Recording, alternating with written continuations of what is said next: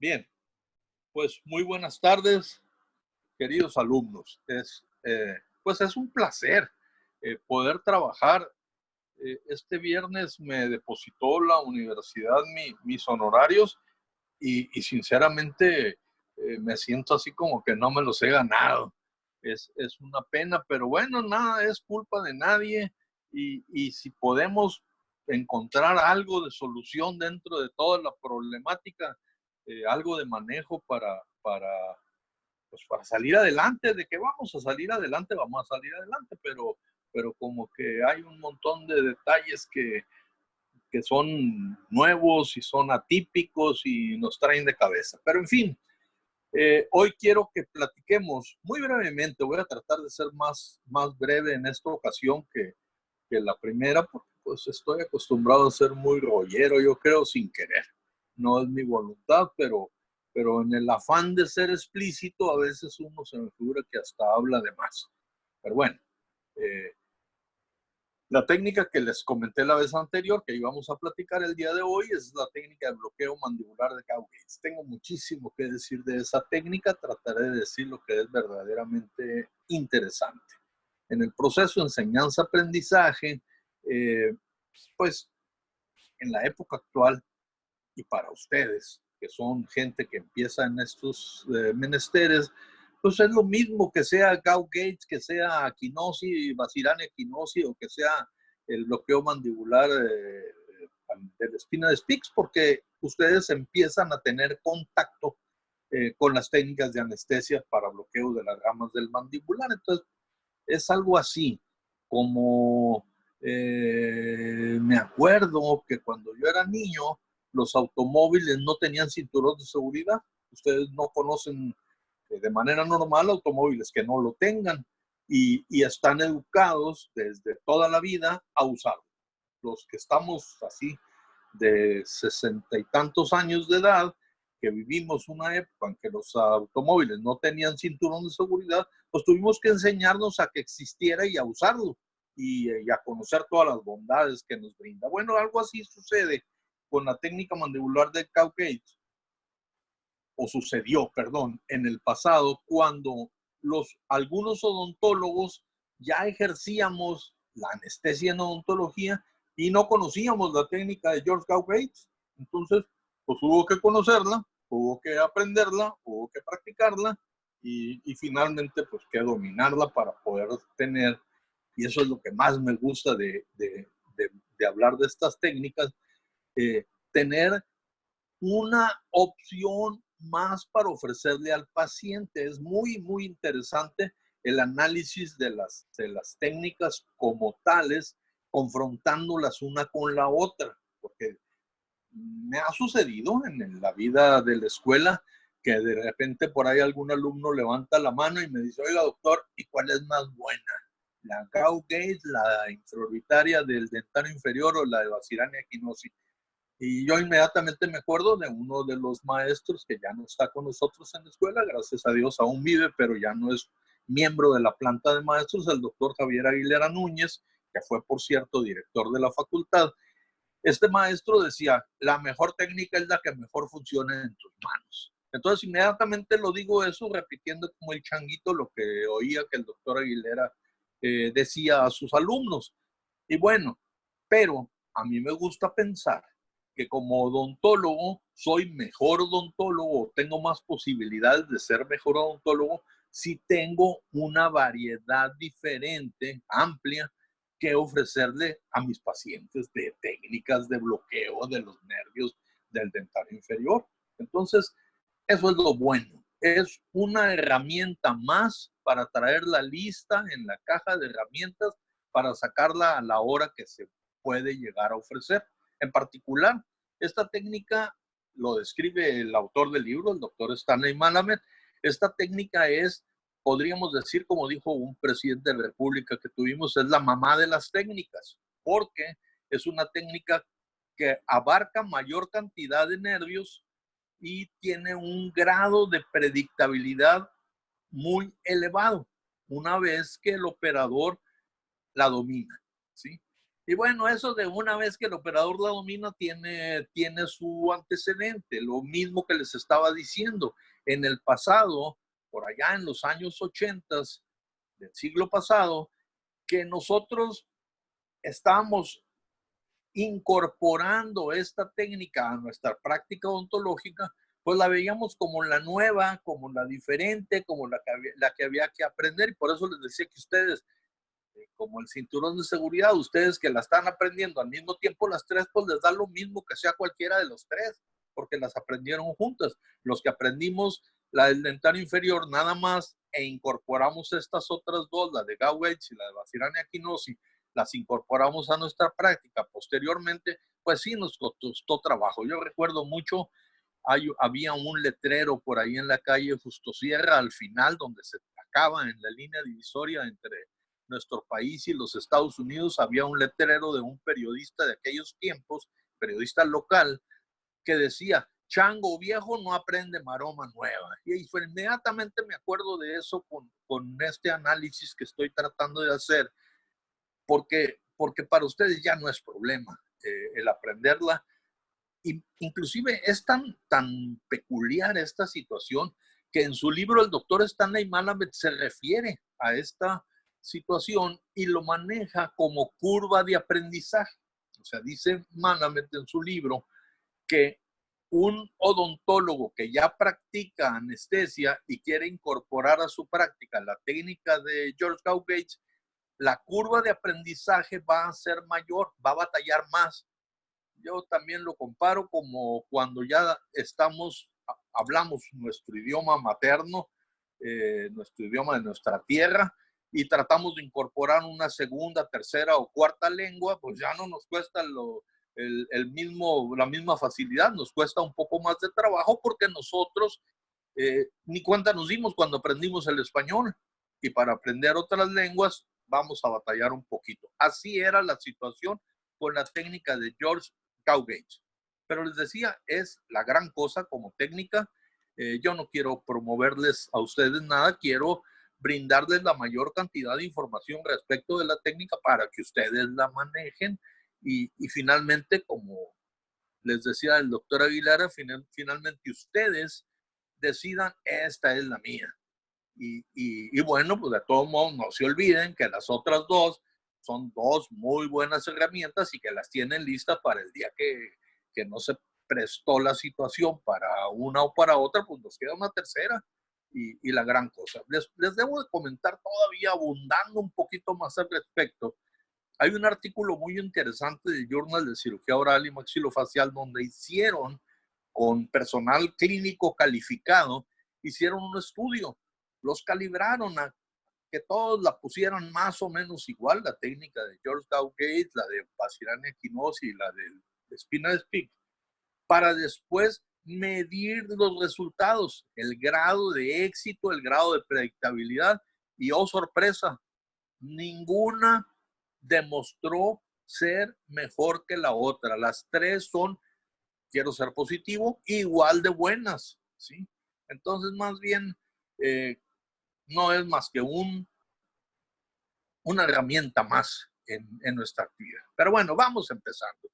Les decía la vez anterior que la técnica dentario inferior a nivel de espina de Spix es una técnica baja, ¿sí? No sé si se acuerden. Si no, ahí lo pueden volver a revisar. Y esta técnica es muy alta, especialmente en comparación con la dentaria inferior, y de todos modos a la de Basirania Equinosi también la supera en sentido supero inferior. Es la técnica más alta de las tres. Y tiene como característica muy interesante que va a utilizar referencias anatómicas, ¿sí? Va a utilizar a la superficie de la cara, ¿sí?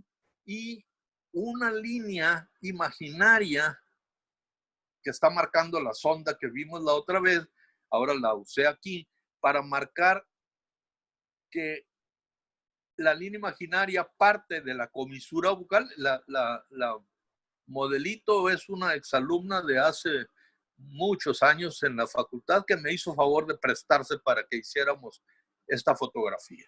Va de la comisura bucal a la escotadura intertrágica, que es la dirección que va a seguir la aguja a la hora de inyectar. Entonces, puedo adelantarles, la inyección va a ser de abajo hacia arriba, de adelante hacia atrás, y mucho oído para esto, de afuera adentro y de dentro afuera. A ver, ¿cómo está eso de que de fuera adentro y de dentro afuera? Acordémonos, por favor, de que todo lo que se acerca a la línea media en anatomía es medial o interno, y todo lo que se aleja de la línea media es lateral o externo, ¿sí? Según libros de habla inglesa o libros en español.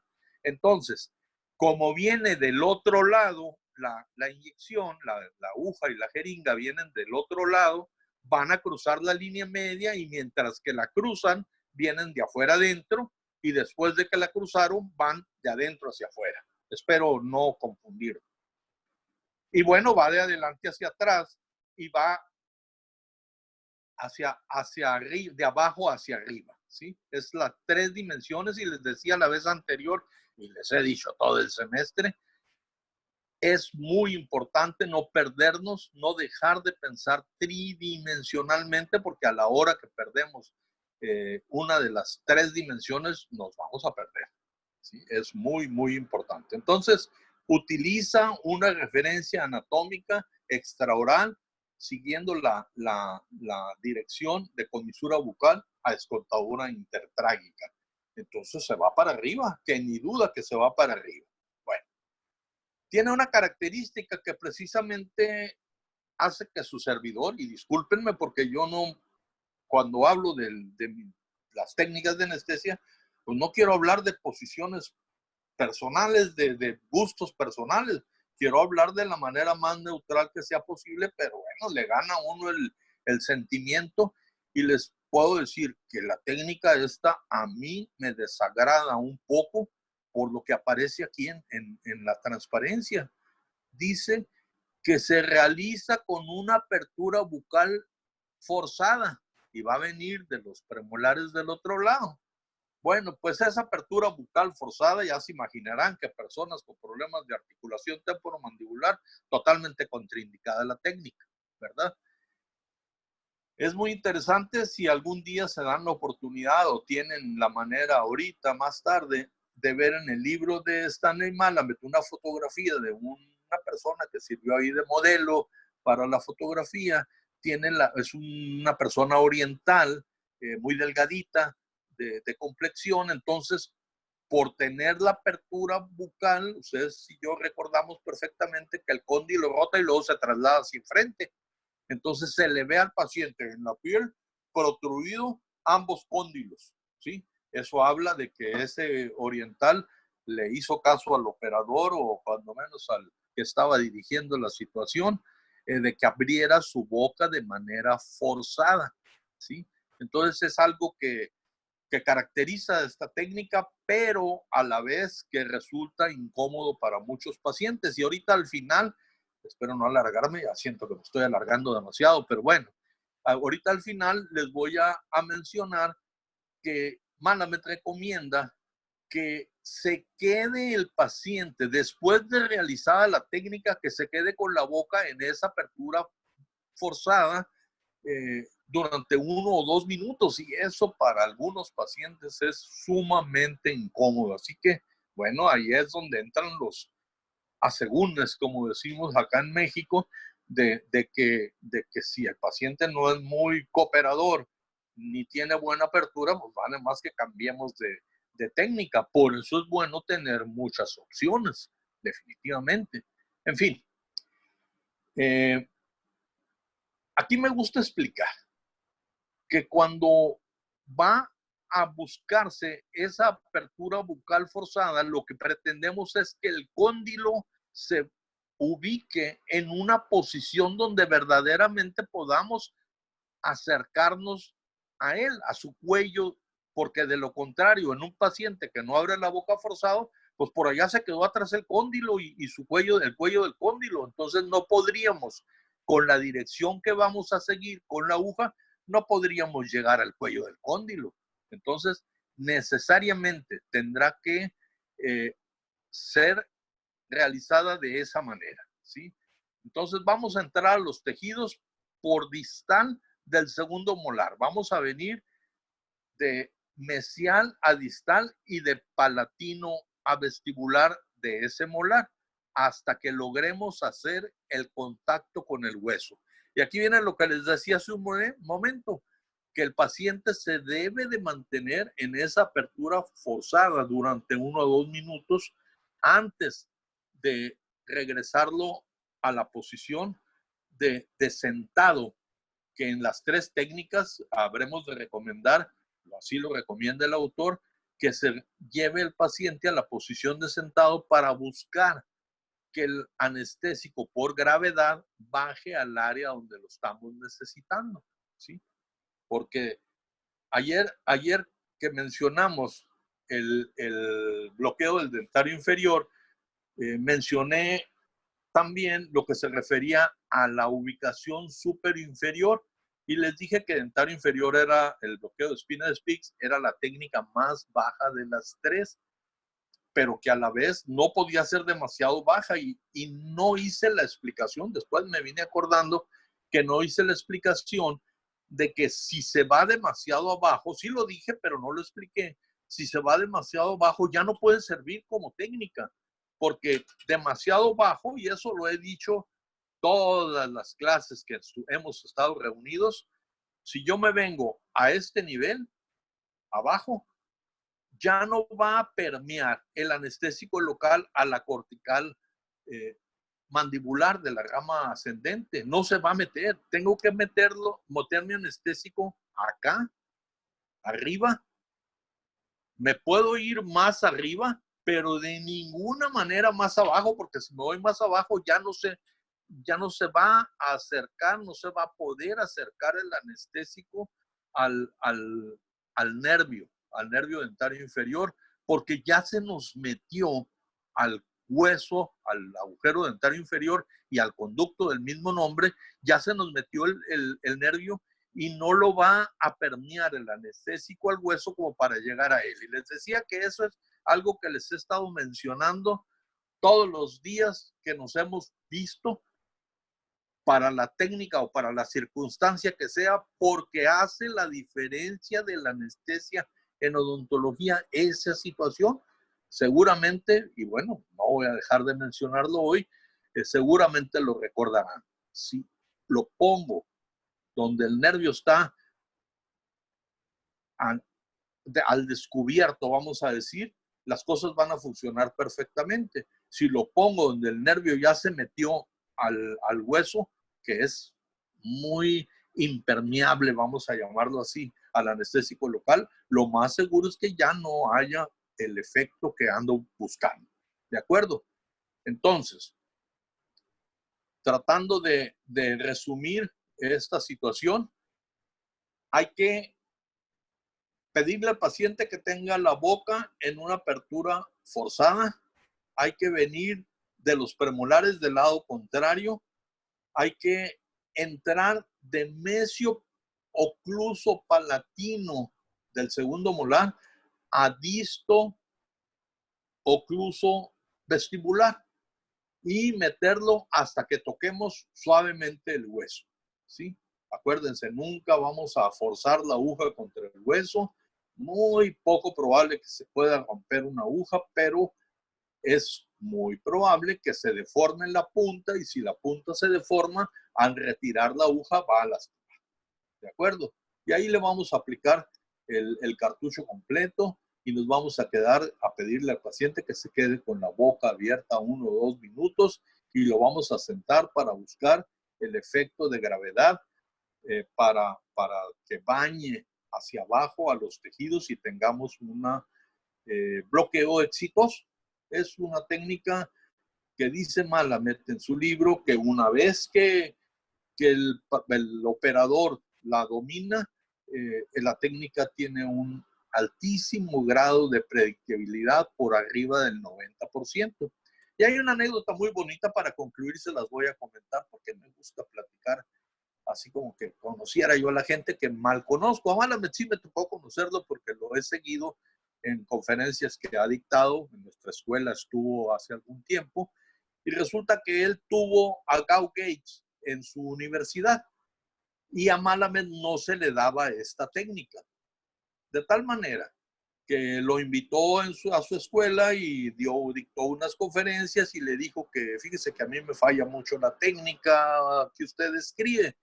Y le dice, páseme algún tip para ver cómo le hacemos para que se me facilite más. Y le dijo, ¿cómo no? Vámonos a la clínica si se puede y ahí lo aplica usted y yo lo asesoro y con mucho gusto. Entonces, con Gaw Gates atrás de él o por un lado, Malamed aplicó la técnica y cometió sus pequeñas fallas, como ya ustedes lo están viviendo en la práctica de la clínica, que así es cuando uno no es ningún experto, y ya le hicieron las correcciones y tuvo la oportunidad de que el autor de la técnica se la enseñara de manera personal. Se me hace algo muy bonito. Nosotros no somos un país del primer mundo, somos un país en vías de desarrollo, entonces no hemos tenido a Gaw Gates ni lo vamos a tener, creo que ya murió, pero hemos tenido al doctor Stanley Malamed y hemos aprendido mucho de él. En este momento yo considero, y desde hace más o menos 2 décadas, considero que es el mejor autor de anestesia en odontología y de urgencias en odontología en documento escrito que tenemos en nuestra biblioteca, cuando menos. Entonces, bueno, me comprometo a que la próxima vez nos ponemos a trabajar con la técnica de Vazirania Quinosi y bueno, otra vez me gana el sentimiento.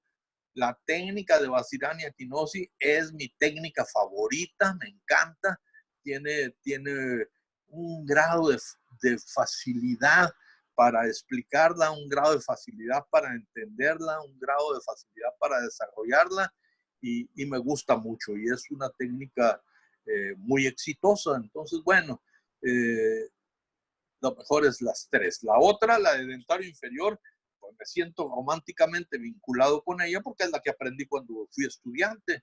Entonces, pues las 3 son buenas, es lo que debo decir, para tratar de ser imparcial y honesto. Muchas gracias.